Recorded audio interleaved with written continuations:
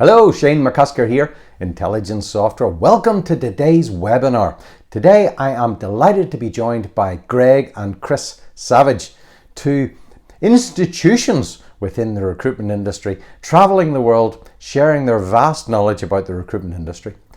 We are preparing to run the Savage Sell Masterclass in Cape Town, Johannesburg and Durban in July this year. Check out the recruiter-events.com website if you haven't already done so to see what's happening. But the Savage Sell Masterclass is being run around the world really, and they've already been running it in Australia and New Zealand, and it's proving very, very popular. So maybe I can start off with Greg, if you're there. Greg, can you tell me about the Savage Sell Masterclass? As you well know, I've spoken to the recruitment industry in South Africa for many years. You have organized, I think this will be the third one that you've organized for us. And some of our listeners here today will remember that Chris joined me last year in South Africa when we did the Savage Sprint, and that drew very large audiences. And so we're very excited about this new topic because we think it's the most compelling issue that we've probably covered in all those years. Shane, you know this, you're often telling people that I've been around a long time, 40 years in recruitment. And if you think about the change to our industry over that time, I mean, it was pre-internet, and then it was faxes, job boards, ATS, social media. But we think that the change in the industry has never been as potentially as big as it's about to be. And of course, it's the emergence of artificial intelligence and machine learning. There's a lot of talk about that. I think it will have a big impact. I think it'll be a little bit slower to arrive than people say, but the truth is that huge parts of the recruiter job will be automated. Sourcing, screening, matching, logistics, chatbots. I know you have an interest in that, Shane. All that kind of stuff will impact the recruiter job. And so what we're coming to South Africa to talk about is that much of what recruiters do now will no longer need their attention. And the big question that you have to address is, if it's true that automation is going to do such big parts of the recruiter job, and we think that is true, what's going to be left for recruiters to do? Where's the value? Where will they still be needed? And that's what this masterclass is about. And when we look at that, we find a very interesting thing. We think that technology will slice big chunks of the recruiter job away from the recruiter. And what that means is it's not that the jobs are going to disappear, but what it means is that technology free and artificial intelligence, particularly as it becomes more prevalent, it frees up recruiters to do much better what only recruiters can do. And ironically, what that means, we think, is that the value for recruiters will be in their selling skills. Now, when we use the word selling, it's very important that everyone understands that the context we use it is in a slightly different way. We don't mean cold calling and handing out business cards at an event, spamming candidates around town. We don't think that's going to be effective. By selling, we mean in the broader sense, and we mean persuading and consulting and counseling, engaging and influencing, negotiating. That's the part of the job that's going to have value, credibility and brand. These are the important things. And actually, many recruiters right now, even the ones who are successful, they don't have those skills. And so this masterclass that we're calling Savage Sell, last year it was Savage Sprint, and the year before it was Savage Growth. Now it's Savage Sell, and it's addressing this massive issue.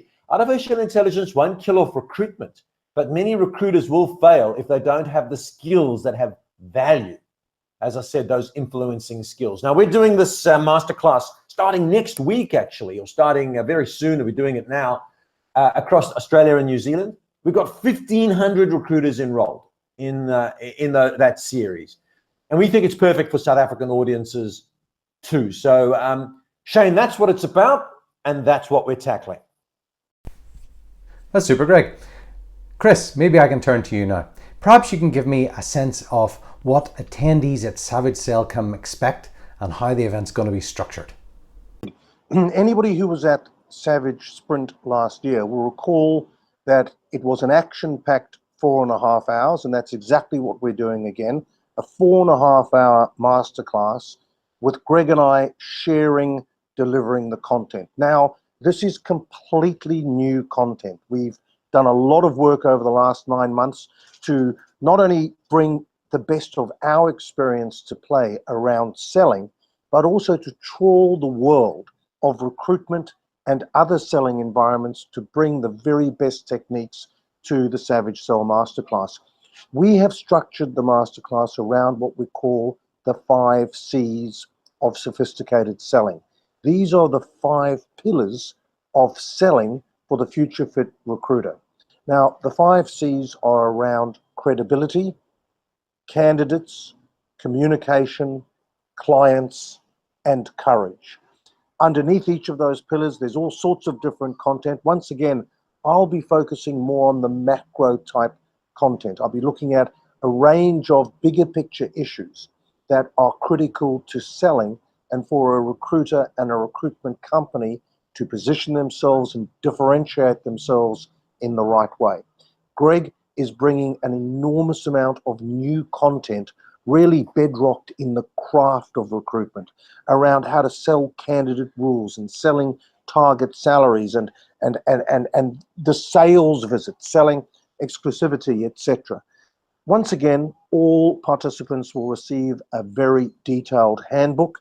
So while we'll be covering the sort of the macro skills in selling, persuading, and influencing, and the craft of recruitment, one thing's for sure: attendees at Savage Sell will leave with immediate practical tips, tactics, tools that they can bring into their recruitment activities immediately that will help them bill more. But more than that, they will be given a roadmap, a compass point on what they need to do to stay ahead of technology and to really leverage all their experience to become even more effective, more successful in a fast-changing world of recruitment. Action-packed, Shane, lots of content, and a very detailed handbook for all participants. Thanks, Chris. Greg, you've been in South Africa many times and delivered seminars. You were last there last August, but this is all new material. What can people expect? Yes, actually, this is what's very exciting for me, Shane, personally, and I think Chris feels the same. It's all fresh, it's all new, as Chris said. I've done a lot of research in the last 6 months on artificial intelligence and how technology will affect recruitment. There's a lot of stuff spoken about this by a lot of people who don't know very much, and I'm probably one of those people. However, I've done a little bit of work, and it's very critical for recruiters to understand this. So, for example, we've got a brand new session on social selling. I'm very much looking forward to that. But actually, as Chris touched on, it's my material on selling to candidates and clients that I'm really looking forward to. And on the candidate side, we talk about selling the salary to perm candidates. We talk about selling candidate exclusivity. In other words, where you're only working with that candidate. We see that as being critical. We talk about closing job offers, which is going to be important because the best candidates are going to have multiple offers in a skill-short environment. And I thought for today, I'll just touch on an example where I'm going to talk about selling the temp pay rate to the temp. Now, this is an undervalued skill because I see across the world, and it's certainly true in South Africa, that recruiters are complaining about their margins being squeezed.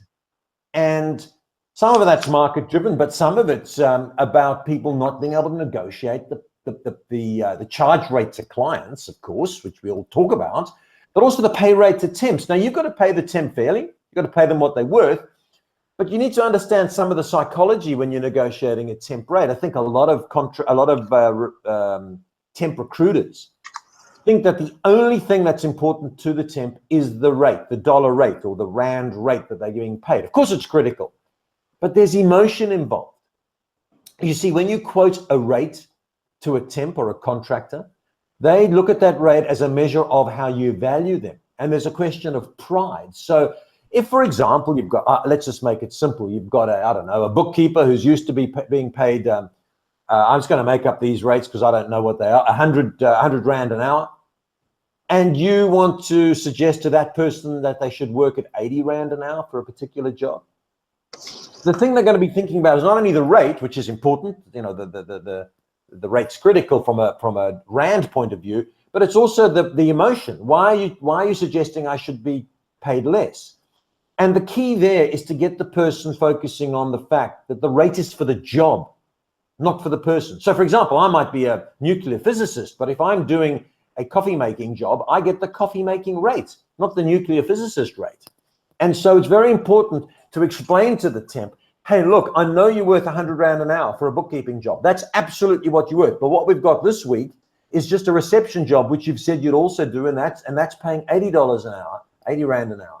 And so it's only a week it's worth doing. So it's very critical to work with the candidate about the rate being for the job. The other thing is to leverage tenure and rate. So the person might want 100 Rand an hour, and that's fine for a 3-month job. But this is just a 3-day job, and it's only paying 80 Rand.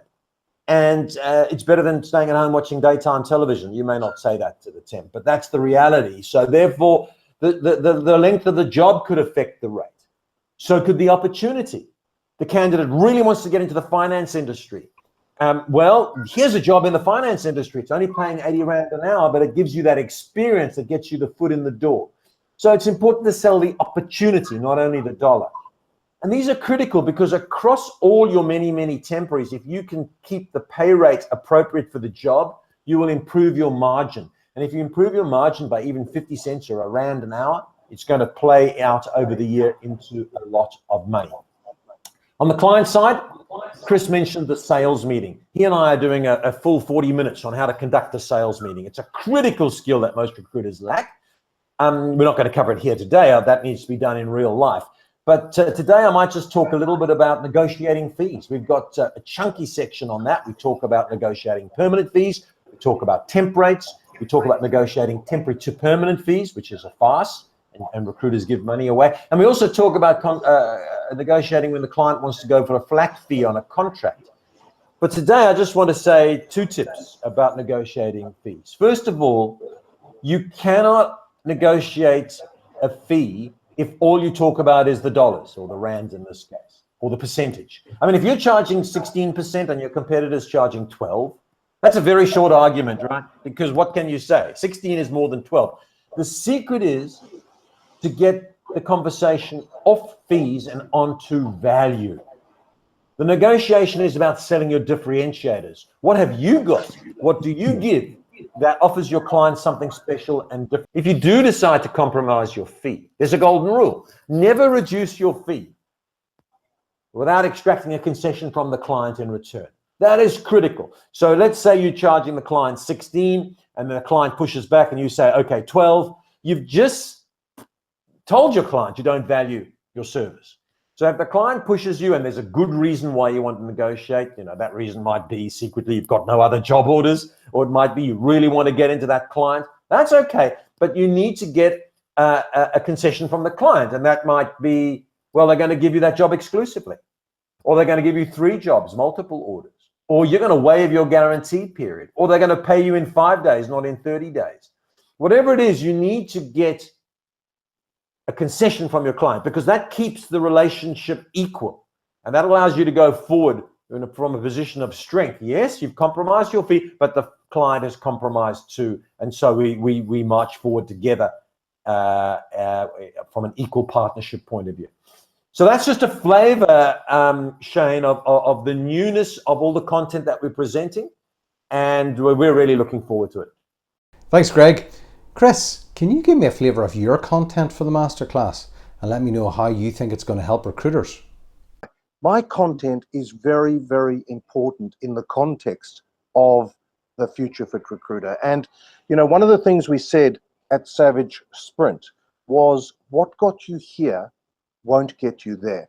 And it's just as important when we talk about how a Future Fit Recruiter or recruitment company needs to sell in a world that's being disrupted by technology. Some of the concepts that I take attendees through are unfamiliar, uncomfortable, new to the thinking, the vocabulary of recruiters, because the Future Fit Recruiter needs new skills and new methodologies, as well as honing the craft of recruitment to succeed going forward. So one of the things that I look at in detail is positioning, whether as a recruitment consultant or as a recruiter. You need to think about, how do I position myself and my offer to my clients and my candidates? And critical in that, in a world that is awash with undifferentiated recruiters, is to differentiate the way that you position yourself in the marketplace. It doesn't have to be very, very deep or profound. Just find something that you claim as yours, that you claim as a little bit different. And I overview some techniques on how to do that. I also look at what we call believability branding. Now, the concept here is in selling, there are three phases. Phase two is the selling process itself, persuasion. And Greg and I are going to cover that in detail when we take you through the sales visit and some other techniques. Stage three is how you build that ongoing trusted relationship with your clients and candidates, how you view the best clients and candidates as lifelong relationships. But step one, before you get to the selling meeting, is building your profile and positioning as being believable. It's about building credibility, and we're going to show you how to do that in the modern world of recruitment. It's all about becoming famous for having knowledge and insight about the issues that your clients and candidates are most concerned about. They're not really interested in hearing about us.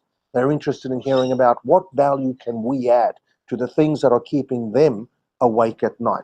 We've got a good session on that. I'm hoping later on in this webinar, Shane will be able to spend a little bit of time talking about storytelling, because storytelling is at the heart of persuasion for the modern recruiter. And we have a very good session on storytelling at Savage Sells. We're also going to look at how to sell to big companies. I'm doing a really, really strong session on trust in selling. We know in today's world, if you look at any of the surveys, there's been complete erosion in trust.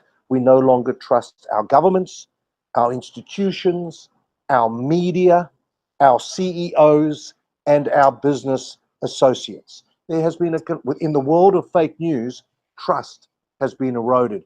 Trust is very, very important in selling. We have to be credible, and that's what Greg and I cover under believability branding. But reputation is based on two things: credibility, but also character. And it's that character of a recruiter and a recruitment company. Do you do the right thing? Are you true to your word? Are you there to add value to me, or are you just there to get a job order and to get your fees? We're going to give you some techniques and tools and tips on how to build trust. Lots of other good things, how to grow value over the long term with clients and candidates.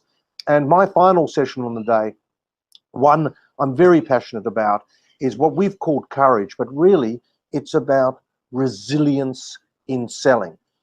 A modern recruiter is a salesperson. Your job is around persuasion, influencing, counseling.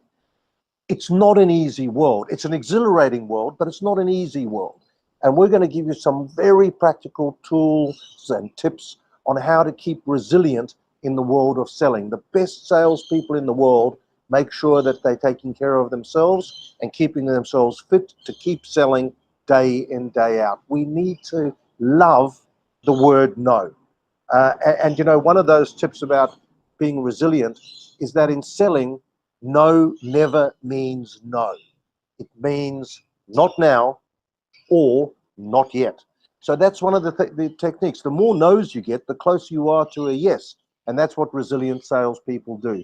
So as you can see, there's a world of macro content to help the recruiter and the recruitment company get ready for the wonderful role they have in recruitment going forward if they work on becoming brilliant at selling. Shane, that's an overview of my content for the day. Let's delve into the masterclass content with a little more detail. Greg, one of your topics is job order exclusivity. Can you tell me what you mean by this? Yes, thanks, Shane. I don't think there's any recruiters who disagree with me that it is most frustrating how much work we do in our industry that we don't get paid for. I mean, we have to work out in the new year. We cannot spend all this time on transactional work, screening, etc. All that will be done by computers. We've got to work on fewer but better job orders. So the ability to sell exclusivity on job orders, it's a key skill going forward. And I've got a big section on this in Savage Sell. And it starts with knowing the benefits for yourself, which we talk about quickly, briefly. But then we need to understand why clients actually do it. Why do clients give out job orders in competition. And the first thing is the perception of our industry. They see us as undifferentiated. They see us as referrers of resumes. They see us as databases that they can dip into. So we have to change that perception, and that's part of the selling. They also have no understanding of what we really do.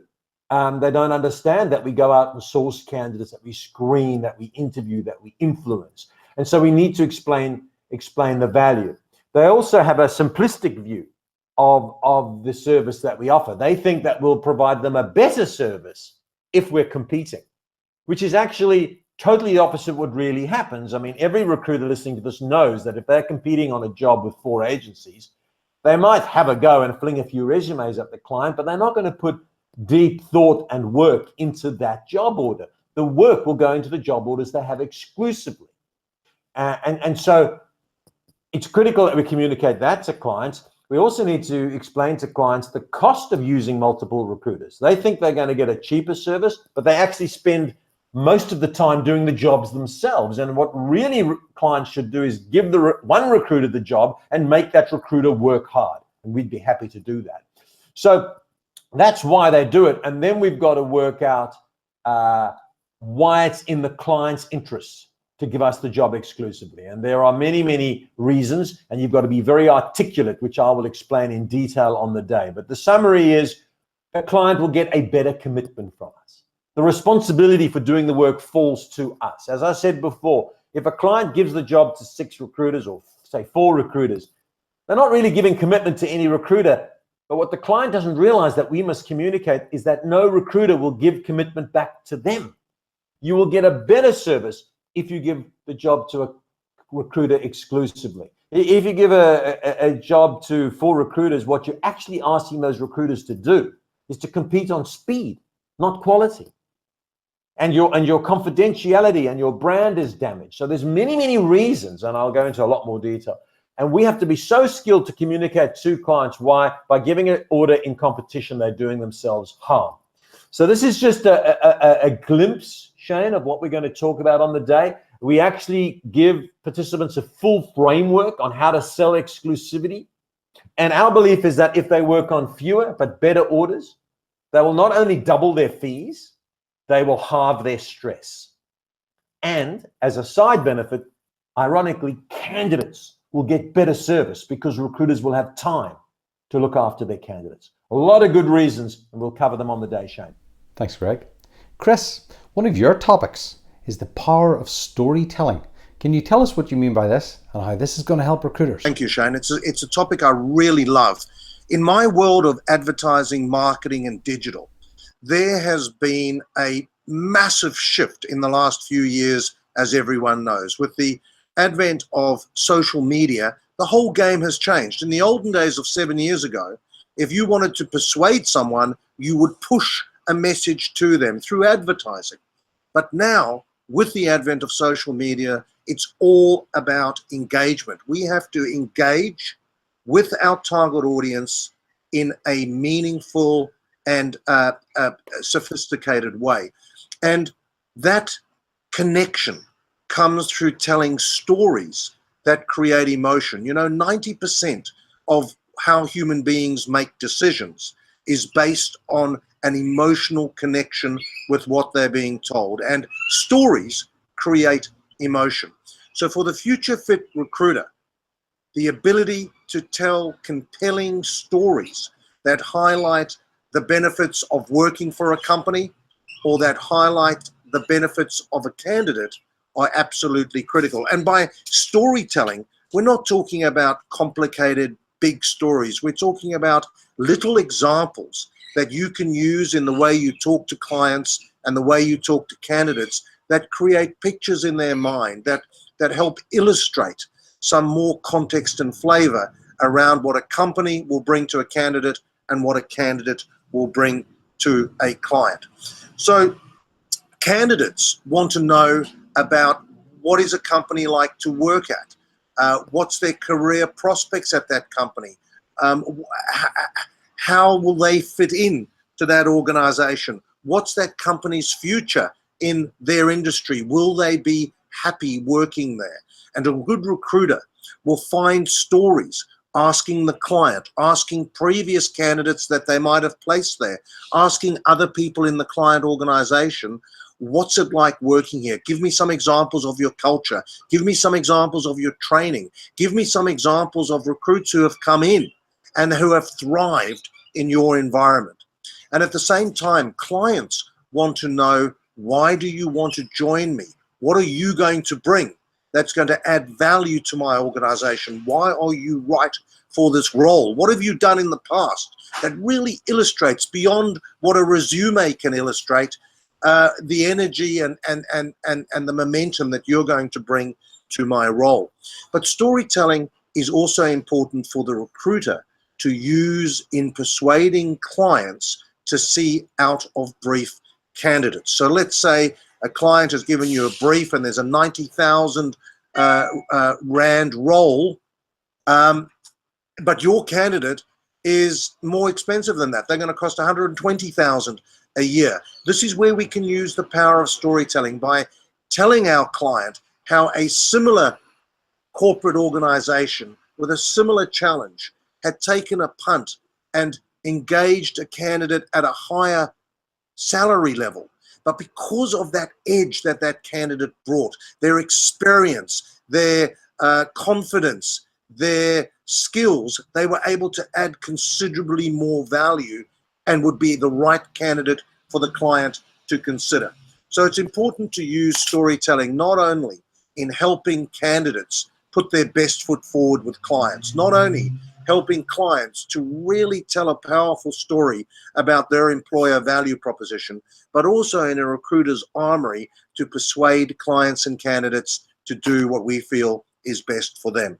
Now, at Savage Sell, we give lots of examples around little stories that you can tell that bring the storytelling concept to life.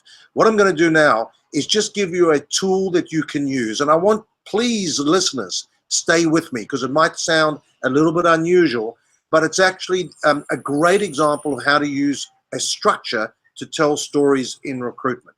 So if you think of a story as having three parts to it, it has the quest, it has the villain, and it has the hero. That's the way that you tell a story. If you even think about the way that Greg introduced our webinar today, when he talked about Savage Sell, he talked about how there's a great opportunity for recruitment in the future of business as the war and the challenge around talent accelerates. Then he introduced the villain. However, artificial intelligence is going to take away half of what we currently do. And then he introduced the hero, which was, it's okay though, because for recruiters, the power is going to be in persuasion, in influencing. And if we develop those skills, our role will be more important than ever. So there was a quest, the future of recruitment, the villain, the threat of artificial intelligence, and then the hero, which is the skills that recruiters will bring that will ensure that we are more valuable than ever before. Think about that little technique when you tell stories. It's not so much about what you say, but it's how you say it that engages with your client and your candidate, that they connect in with emotionally, and that will persuade them to what you are talking to them about. One more little example, Shane, and then I'll hand back to you. Here's a little story about persuading a candidate that a role at a retailer is the right role for them. So you say to the candidate, our client is a retailer in female fashion, and their goal is to become the biggest, most powerful omni-channel physical store and online retailer in the industry. However, their ambition is being threatened by Amazon. Amazon's entered the market with outstanding user experience on their websites and their social media, and this could completely derail that client's vision, ambition, and purpose. However, the client is investing in a world-class UX and customer experience website development team. The best training in the industry, the best people are joining that team, and their goal is to take Amazon on head on. And that's where the opportunity lies for you. Within their team is the role of a UX designer, but it's not a normal role. It's a role in a world-class team fighting a world-class battle with an extremely exciting 18 months ahead. Quest, villain, hero. Storytelling in recruitment, Shane, a very important tool for the future fit recruiter to have in their armory. Thanks, Chris. Greg, one more juicy nugget from you. Savage Sell is perfect for both permanent recruiters and contract and temp recruiters. We see big opportunity, I should say, in the continued emergence of contract, temporary, and gig type work. So many recruiters that we'll talk to will be making their money out of the margin that they generate. And we talk a lot about the power of one extra dollar, the power of one extra rand of margin, maybe 10 extra rand of margin given the exchange rate, that difference it will make across all your temps. And it's all about the influencing and negotiating, getting an extra small percentage of dollars or rands from the client and from the temporary side. And we will show this entire methodology in Savage Sell. I'm really looking forward to that. So I guess my point there is a lot of good material on the contract and temp side, not only perm orientated. Thanks, Greg. Chris, can you leave us with one thought as to what you think attendees can be looking forward to? Thanks, Shane. I'm sitting outside in the little garden area, and the galahs, the cockatoos are going crazy. So I apologize for that. And the kookaburras. There is one final message I'd love to leave with your listeners, and that is this, that no one is born a salesman, a salesperson. These are skills that we can learn. And at Savage Sell, we are providing a whole range of skills specifically targeted at recruitment. And here's the thing, a little bit of improvement in selling skills can make an enormous difference to your results and your capabilities. That's what Savage Sell will give you. It will give you some tools, tips, and tactics that you can use immediately, but that you can evolve and integrate into your selling moving forward. We're enormously excited about it. We've done a lot of work pulling together great new content. We know how critical it is in the modern world of recruitment, and we can't wait to get to South Africa and roll it out to the 3 cities that we're going to. Thank you, Shane. Well, thank you very much, Chris and Greg. Today's webinar has been really insightful and interesting.